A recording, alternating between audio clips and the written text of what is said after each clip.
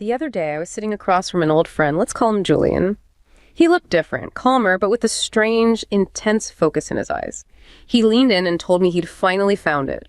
No more searching, no more late-night anxiety. He'd found a system, a set of beliefs that explained everything. His career stalls, his health, even why his last 3 relationships had crashed and burned. He was practically vibrating with relief, clutching a small jade-colored pendant like it was a life raft. He told me, for the first time in my life, I don't have to wonder, I just know it's all settled. It was a beautiful moment of total certainty, until a waiter accidentally dropped a tray of glasses a few tables over. Julian didn't just jump, he froze. His face went from serene to pale, then turned a sharp defensive red. He didn't just see an accident, he saw a discordant frequency, an omen that he had to immediately decode. In seconds, his total peace collapsed into a frantic paranoid scramble to interpret the meaning of broken glass. The freedom he had just bragged about turned into a rigid cage the moment reality refused to follow his script. Watching him, I realized something unsettling. We often think we choose beliefs to set us free from the weight of uncertainty, but more often than not, we're just trading the discomfort of not knowing for a very comfortable, very high-walled prison. We treat believing as a sanctuary and understanding as a chore. But why does our brain, this incredible predictive machine, prefer a reassured lie over a messy, observable truth? Why do we run toward dogmas that promise to protect us, only to find they've stripped away our ability to actually think? Today, we're looking at the hidden trap of certainty and why the scientific method isn't just a tool for labs, but the only real escape route from a mind that wants to stop learning. That's a wow. And I think the most crucial thing here is that we pause. Pause. Yeah, we need to resist the urge to just look at Julian and say, oh, poor Julian, he's lost the plot. He's going off the deep end. That's the easy reaction. I'll admit, my first thought was something along those lines. Of course, it's a natural first reaction. But if we really want to understand what happened at that table, we have to frame this differently. This isn't a critique of one guy. This is an investigation into the machinery that drives every single one of us. You're saying what I saw in him is in me too. It's in all of us. What happened to Julian, that desperate grab for a pattern and the absolute terror when the pattern broke, is a feature, not a bug, of human cognition. That's a bold claim, a feature, not a bug. Because when I saw him, he looked broken. He looked like the buggiest piece of software I've ever seen. But you're saying that reaction, that panic, is actually the system working as intended. Exactly. Think about the relief he felt before the glass broke. That vibrating with relief you described. It was palpable. He looked blissed out. That is a biological payoff. Yeah. His brain was rewarding him for finding a pattern that reduced his anxiety. It was a little hit of dopamine or serotonin saying, good job, you made the world predictable. The panic that followed was just the cost of doing business with a brain that craves certainty above all else. So we're all running the Julian operating system, just maybe with different apps. We all have a Julian mode. Maybe you don't carry a jade pendant. Maybe for you it's a specific political ideology that explains why the economy is bad. Or stock market theory. Or stock market theory, right. Or maybe it's a rigid diet plan that promises if you just eat this one superfood, you'll never get sick. We all have that thing we clutch when the world gets chaotic. I definitely have those moments. You want the world to make sense so badly that you'll force the pieces to fit, even if you have to jam them in with a hammer. We are going to get under the hood of that instinct. We're going to tear apart the engine. We have a massive stack of research here, talking neurobiology, evolutionary game theory, anthropology, cognitive psychology. The whole toolkit. The whole toolkit. And all of it points to one really uncomfortable conclusion. Our brains are actively wired to fight against objectivity. Wired to fight objectivity? That sounds so counterintuitive. You'd think the brain wants to know what's real so it can navigate the world more effectively. You would think that, wouldn't you? Yeah. That's the logical assumption. But we're going to explore the biological and evolutionary architecture that makes certainty, even false certainty, the default factory setting for human beings. The default setting. And we're going to see why falsification, the core of scientific thinking, the act of actively trying to prove yourself wrong, why that is essentially an expensive optional upgrade. Like buying the pro version of an app. It's like trying to run a high-end video editing suite on a pocket calculator. It burns a tremendous amount of metabolic fuel. Scientific thinking as this high-cost optional upgrade that just drains the battery. So we're basically asking, why is the brain so lazy? Or maybe, why is it so efficient at being wrong? It's not lazy. It's brutally efficient. And to do it, we can't stay in the present day. Julian is a modern man but his brain is ancient. Back. I've been looking into the neurobiology of survival, and I came across a narrative that really sets the scene for this. It's about the environment that built the brain we're all using right now. Set the stage for us. Imagine a young hunter named Kale living in the Pleistocene era. We're talking tall grass, open savannas, danger everywhere. Kale is out hunting, and suddenly he freezes. He sees a subtle ripple in the grass. Just a shadow, a movement that doesn't quite fit. Now, it could be a predator. It could just be the wind. Kale doesn't wait. He doesn't set up a double-blind study. He doesn't call for a peer review of the grass movement. His brain, functioning as a prediction machine, immediately defaults to a non-falsifiable belief. The great cat is watching. He makes a snap judgment, no hesitation. Instant. And he flees. He drops his spear and sprints for the tree line. Now, contrast him with his brother. His brother possesses a more scientific temperament. He sees the same ripple, but he pauses. He thinks, I need more data. It might just be the wind. I shouldn't waste energy running if I don't have to. He's trying to be rational. He wants to falsify the hypothesis. He wants to falsify, exactly. So he waits to verify the source of the movement. He waits for evidence. And because of that, he did not survive the afternoon. The great cat was real. Kale's rapid, low-cost belief system kept him alive. His brother's desire for truth got him eaten. Reading this, I realized that our ancestors weren't illogical. They were efficient. We carry the ghosts of their survival instincts in our DNA. As a creator, I see this every day. People don't want the absolute truth. They want the version of reality that keeps them safe. It's hard to judge Kale for his superstition when that very instinct is the reason we are here to talk about it today. That story is the perfect anchor for this entire discussion. It illustrates the fundamental conflict between two concepts, fitness and truth. Fitness and truth, because in my head, those two should be the same thing. If I know the truth about my environment, I am more fit to survive in it. That is the common assumption. It's a very intuitive idea. It's called veridical perception. The idea is that our senses, our eyes, ears, nose, evolved to show us the world as it really is. The assumption is that the organism that sees reality most accurately will have the competitive advantage. Right. If there is a cliff and I see the cliff exactly where it is, I don't fall off. If I see the tiger exactly as it is, I survive. Accuracy equals survival. It seems self-evident. But here is where we have to look at the work of cognitive scientist Donald Hoffman. He has done some incredible and, frankly, mind-bending work using evolutionary game theory to test this exact assumption. How does he test it? You can't exactly go back to the Pleistocene and run experiments on Kale and his brother. No, but you can run math. Hoffman runs massive computer simulations, thousands of generations of digital organisms competing for resources in a virtual environment.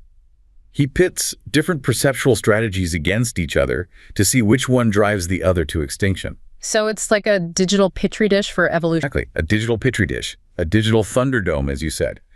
And in one corner, you have organisms that see truth.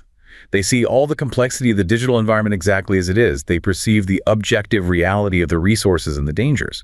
Let's call them the realists. The scientists. The scientists. And in the other corner, you have organisms that are blind to the truth, but are tuned entirely to fitness. They don't care about the objective nature of the world. They only care about the payoff. They see symbols that tell them how to survive. Okay, so common sense tells me the realists win. If I'm playing a video game and I can see the code, I can see exactly where the enemies are spawning and exactly how much health they have, I'm gonna win. The guy who just sees a red dot that means bad guy here is at a disadvantage. And that is where our intuition fails us completely.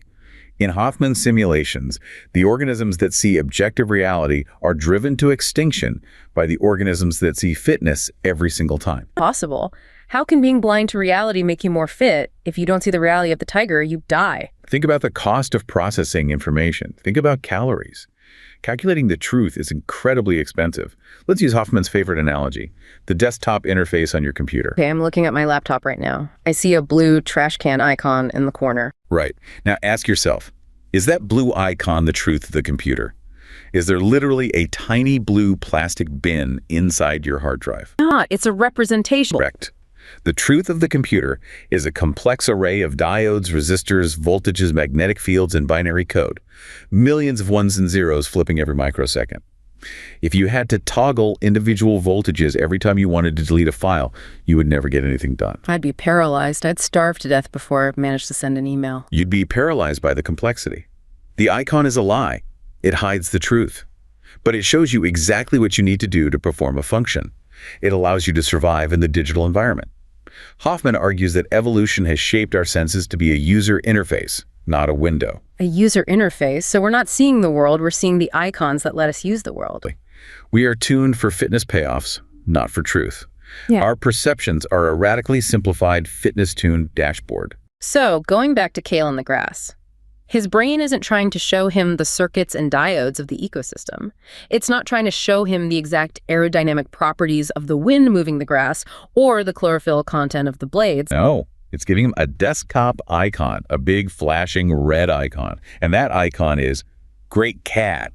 It might not be true, might just be the wind, but treating it as a predator is the delete file action that ensures survival. That's a powerful way to put it. Kale's brain is stripping away all the useless truth and giving him the one useful lie that keeps him breathing. And his brother, the guy who wanted to verify the truth. He was trying to access the code. He was trying to see the diodes and the circuits. And while he was processing all that complex, truthful data, the predator, which doesn't care about your philosophy, ate him. The realist is slower. The realist burns more calories, processing irrelevant data. The fitness tuner moves fast and cheap.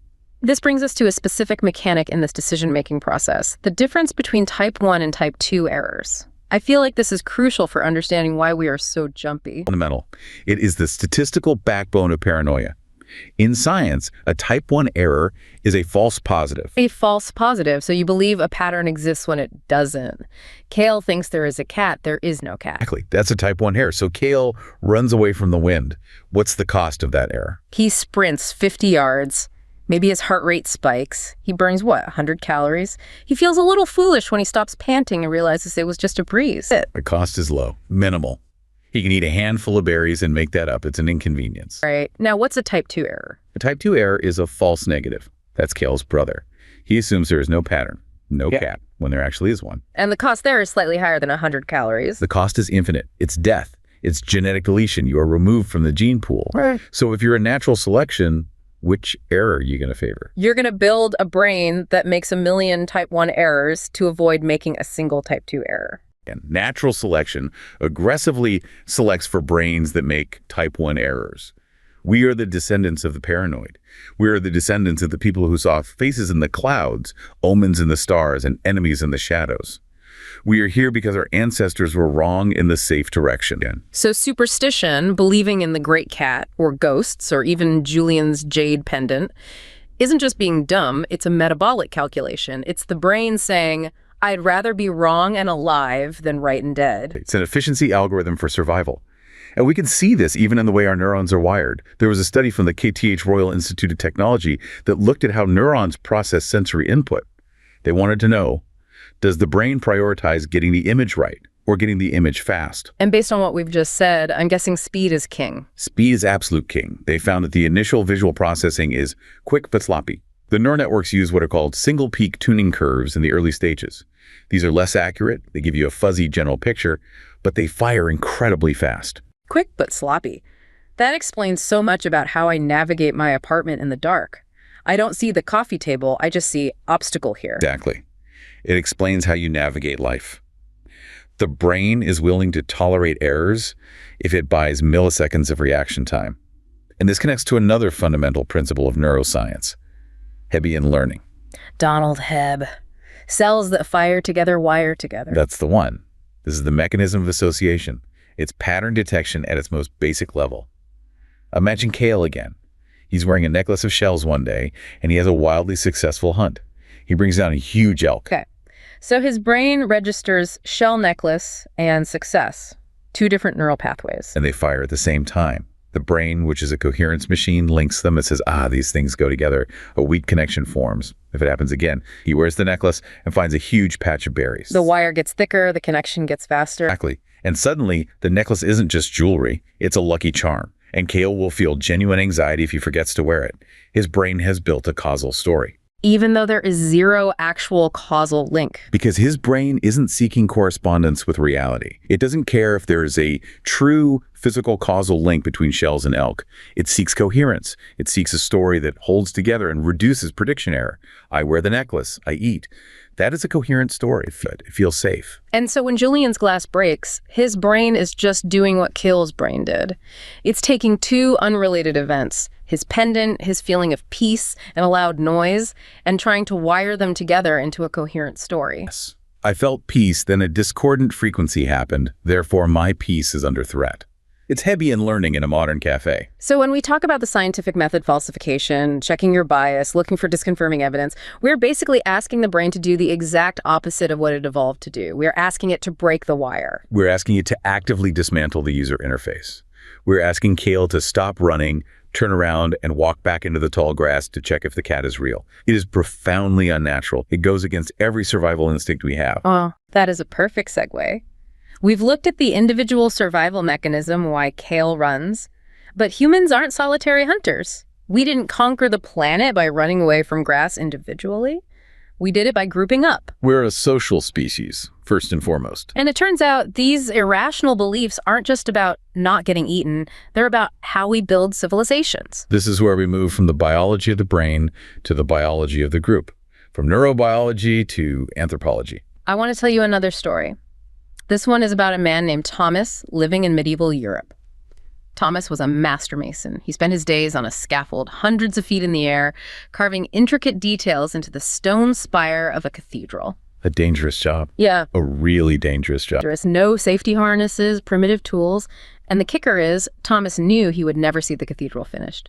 He was working on a project that would take 100 years, maybe more, to complete. He was spending his entire life ruining his lungs with stone dust, risking a fall every day for a building he would never worship in. Like that. From a purely individual, rational perspective, it makes no sense. Because he shared a non-falsifiable belief system with thousands of others, a shared myth that reduced the existential terror of a short, plague-ridden life. This collective belief acted as a social glue, a mechanism of costly signaling, where the community invested immense resources into a singular vision. The belief held them together. Without this shared, unscientific framework, the cooperation required to build such a structure would have collapsed under the weight of individual self-interest. It strikes me that these beliefs aren't just cognitive traps, they are the scaffolding of civilization. While my modern analytical mind wants to critique the lack of empirical evidence for Thomas's faith, I have to acknowledge the staggering beauty of what that faith built. It stabilized their world. When I look at our polarized society today, I sometimes wonder if we've lost that social stabilizer, leaving us with nothing but cold facts that don't quite know how to hold a community together. Thomas's story brings us to a critical concept in evolutionary anthropology: costly signaling theory. Yes, costly signaling. It sounds like something from a Wall Street boardroom, not a church. It connects biology and economics, really. The core problem of any group, whether it's a tribe of hunter-gatherers or a medieval guild of masons, is cooperation. Specifically, the free rider problem. Yes, the free rider, the guy who doesn't contribute but still takes a share of the reward. Right. If we all hunt together and share the meat, the smartest strategy for me, selfishly, is to pretend to hunt, take a nap in the bushes, and then show up for dinner. I get the calories without the risk and without the effort. That's the cold, logical, self-interested move. It's the rational move for the individual. But if everyone does that, the group captures no meat and everyone starves. The group collapses. So for a group to survive, you need a way to trust that everyone else is actually committed. You need a signal of commitment. But words are cheap. It's easy to say, I'm with you guys, while you're hiding in the bushes. Anyone can say it. It costs nothing. So you need a signal that is expensive. Something you can't fake. Something that hurts. This is where the costly part comes in. This is where Richard Sosis's research comes in. He did a fascinating comparative study of 19th century communes in America. He looked at religious communes, like the Hutterites, and compared them to secular socialist communes. So, God versus logic. Yes. Yeah. Both groups required massive cooperation. Both shared resources. Both tried to build a utopian mini-society. Sosis wanted to know who lasted longer. Who was better at solving the free rider problem? Yeah. It wasn't even close. The religious communes vastly outlasted the secular ones. The secular communes, founded on principles of logic and reason and shared benefit, usually fell apart within a few years. Are you saying secular people can't cooperate? We build corporations, we build armies, we build nations based on laws, not gods. Why did the secular communes fail in this study? It's not that they can't cooperate. It's that they are vulnerable to the free rider problem in a way that religious groups aren't. In a secular commune, the motivation is usually logical. We are stronger together. This is a more efficient way to live. True, it makes sense. It is true. But logic is flexible. If I'm in a logical commune and I realize I can get the same food share by working 10% less, and I can logically justify that I'm tired or not feeling it today, I will. There's no cosmic penalty. But in the religious communes, Sosis found something key. They imposed costly signals. What is a costly signal in this context? What were they actually doing? Things that are incredibly annoying, painful, or expensive to do. Things that a purely rational actor would avoid. We're talking about strict bans on alcohol and tobacco, wearing specific, uncomfortable, uniform clothing that sets you apart. Okay. Forbidding private property entirely. Waking up at 4 a.m. for prayer every single day, no matter what. Celibacy. Fasting. And making life harder on purpose. Exactly. And here is the genius of it. If you are a free rider, if you are just there to mooch off the group, you are not going to wake up at 4 a.m. and give up beer just to get a free sandwich. The cross acts as a filter. It filters out the fakers. So the suffering is the point. The suffering proves the commitment. It's a hard-to-fake signal. When Thomas spends 40 years carving a spire he will never see finished, he is proving, irrefutably, his commitment to the group and the worldview. He is signaling that he is not a free rider. This generates immense trust within the group. And that trust allows for cooperation on a scale that logic alone can't support. If Thomas were purely rational, purely self-interested, he'd put down the chisel and go do something that benefits him now. Right. A purely rational scientific actor might look at a cathedral and say, this is an inefficient use of caloric resources with no observable return on investment. And they'd be right. But you can't build a civilization on pure short-term efficiency. You need shared myths that bind people together over generations. But there's a darker side to this too, or at least a heavier side. In Thomas's story, we mentioned existential terror. It wasn't just about building a church. It was about coping with the fact that life was short and brutal. This connects us to terror management theory, or TMT. This is a massive body of psychological research spearheaded by folks like Greenberg, Pyshinsky, and Solomon. Terror management tense. The premise is simple but profound. Humans are unique because we have this big prefrontal cortex that allows us to understand time. And that means we know we are going to die. My dog doesn't worry about his legacy. He just worries about where the ball went. Exactly. A gazelle might feel fear when a lion is chasing it. But once the threat is gone, the fear is gone. It doesn't live with a constant low-grade awareness of its own mortality. But you do. You know that one day you will cease to exist. That knowledge creates a potential for paralyzing terror. Okay, so how do we not just curl up in a ball every morning? We need a buffer against that terror. And that buffer is the cultural worldview. The shared myth, the story the group tells itself. Yes. We construct systems of meaning religions, national identities, ideologies that promise us one of two things. Either literal immortality, like an afterlife, or symbolic immortality. Symbolic immortality. Building a cathedral that will outlast you. Writing a great novel, having children who carry on our name and values, being part of a nation or a cause that is eternal. These worldviews make us feel like we are part of something bigger, something that won't die when our bodies do. When the waiter dropped the glass. It wasn't just noise. That's the crucial insight from TMT. For Julian, his system, his jade pendant, his omens, his rules, was his immortality project. It was his shield protecting him from the chaos of mortality. It gave him a sense of control and meaning. And when the glass broke, it was a random, meaningless event. It didn't fit the system. It punched a hole in his shield, and if the worldview cracks, the terror rushes in. So his reaction wasn't about the noise. It was about death anxiety. Exactly. TMT calls this a worldview defense. When our buffer is threatened, we don't react with logic. We react with aggression or panic, or by doubling down on our beliefs. We desperately try to patch the hole in the shield. Julian's frantic attempt to decode the omen was him trying to reestablish order, to prove to himself that his system still worked. So when we see people arguing fiercely about politics or religion or clinging to conspiracy theories despite all the evidence, We are often watching them defend their immortality. We're watching them fight off the terror of death. You can't just fact-check someone out of a belief that is keeping their existential anxiety at bay. The belief isn't about facts. It's about function. We have the biological drive for efficiency from Kale and the social drive for cooperation and meaning from Thomas. Both of these powerful forces push us towards certainty and away from falsification. And now we have to drop these ancient brains with all that programming into the 21st century, because this is where the trouble really starts. We aren't hunting on the savannah, and those aren't building cathedrals. We are navigating a digital minefield. I want to introduce you to Elena. Elena is a modern-day researcher working in a high-pressure lab in present-day London. She is brilliant. She spends her days in System 2 thinking the grueling, high-effort cognitive processing required for scientific rigor. She maps data, falsifies hypotheses, and questions every bias. She is the embodiment of the scientific method. She's living the dream of rationality. But I heard recently that she suffered from extreme burnout. When she goes home exhausted, she doesn't read philosophy or science journals. She finds herself scrolling through quick-fix wellness blogs or checking her horoscope. After a whole day of hardcore science. Exactly. This is the environmental mismatch in action. Her ancestral architecture is screaming for a low-effort heuristic to deal with the complexity of her life. She is cognitively taxed.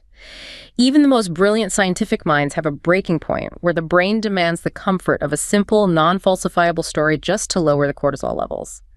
It's a sobering reminder that scientific thinking is a fragile, modern luxury. As someone who lives in the fast-paced world of digital information, I feel for Elena. We expect ourselves to be perfectly rational machines 24/7, but we are still biological creatures who occasionally need the easy button of belief just to get through the night without an anxiety attack. It's not a failure of intellect, it's a cry for cognitive rest. Elena's story is so relatable it hurts, and it perfectly illustrates the concept of the cognitive miser, coined by researchers like Keith Stanovich. Cognitive miser. It sounds like Scrooge, but for brain power.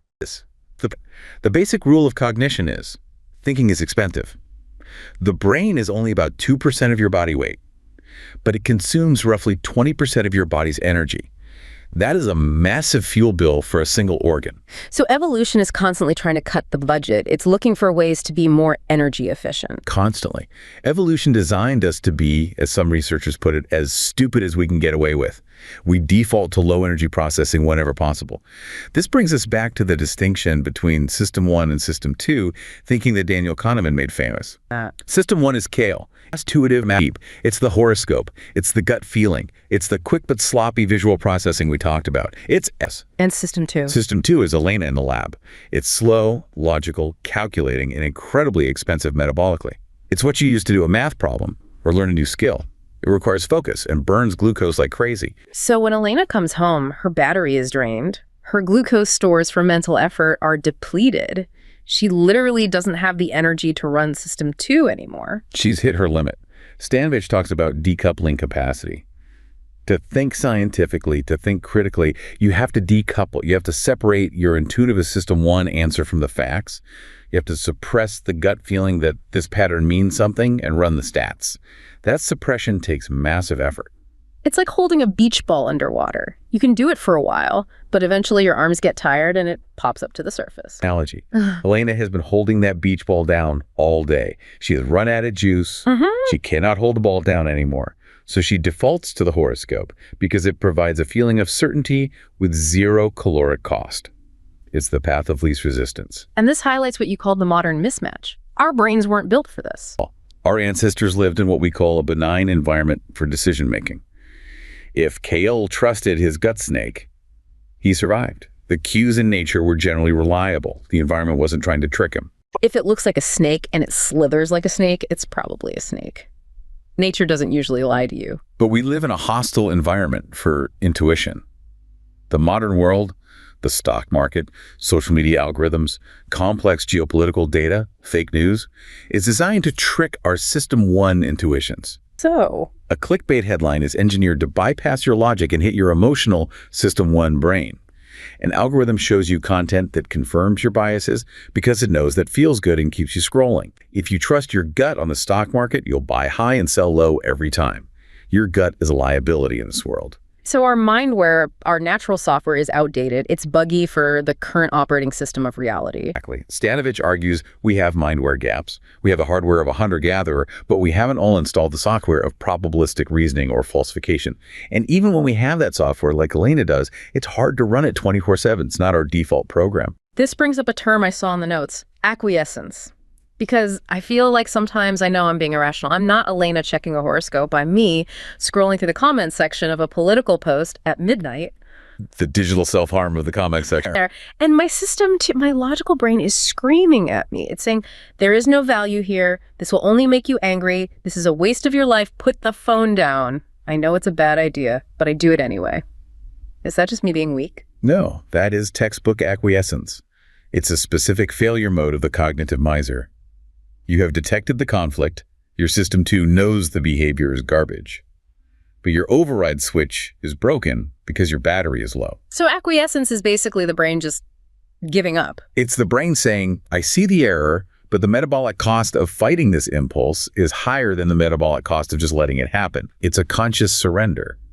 In that moment, your brain is actually making a cold, hard calculation that your long-term mental health is less important than conserving glucose right now. It means we are knowingly trading truth and happiness for the feeling of ease. And in a world of information overload, a world that demands constant system 2 thinking, we are always exhausted. This is why certainty is such a trap. It's not just that we are gullible, it's that being skeptical is exhausting work. Certainty is a vacation for a tired mind. So where does this leave us? We've looked at Cale, whose certainty saved his life in the tall grass. We've looked at Thomas, whose shared delusion built a cathedral and held a community together. And we've looked at Elena, who shows us that even the smartest minds can't run on high-octane logic forever. It leaves us with a profound respect for the scientific method. We often talk about science as just a method of inquiry or a set of facts, but looking at it through this lens, it's much more than that. It is a deliberate, costly rebellion against our own biology. It's an act of defiance. It's a protest against our own nature. To do science, to genuinely try to falsify your own beliefs, is to fight Cale's survival instinct. To walk back toward the rustling grass. It is to risk the social isolation that Thomas feared by questioning the group myth. To stand up and say, I think our shared story might be wrong. Which is social suicide in many contexts. And it is to spend the precious energy that Elena is trying so desperately to conserve. It requires overriding the neural network's desire for coherence, the social group's demand for conformity, and the miserly brain's demand for ease. That makes it sound almost heroic. Like every time you say, I might be wrong about this, you're fighting millions of years of evolution. It is arguably the hardest thing a human brain can do, which is why it's so rare and so valuable. We tend to view intuition and logic as enemies system 1 versus system 2. The fast emotional brain versus the slow rational one. All right, the angel on one shoulder and the devil on the other. But there is a rare cognitive state called logical intuition. If you practice the scientific method long enough, if you install that mindware so deeply it becomes part of your identity rationality, can actually move from the slow, exhausting system 2 into the fast, automatic system 1. You're talking about making rationality a habit, an instinct. Exactly. It suggests that the ultimate goal isn't to constantly fight our nature in this exhausting battle. It's to retrain our instincts until the truth feels as safe and immediate as the lie, until the act of questioning feels as natural as the act of believing. So that Cale's first instinct isn't to run, but to ask what's the most likely explanation and have a process happen in a split second. Perhaps the next stage of human evolution isn't just knowing the facts, but feeling them. Feeling the beauty in a falsifiable hypothesis, feeling the satisfaction of being proven wrong because it means you're closer to the truth, making the process of discovery itself the rewarding, coherent story our brains crave.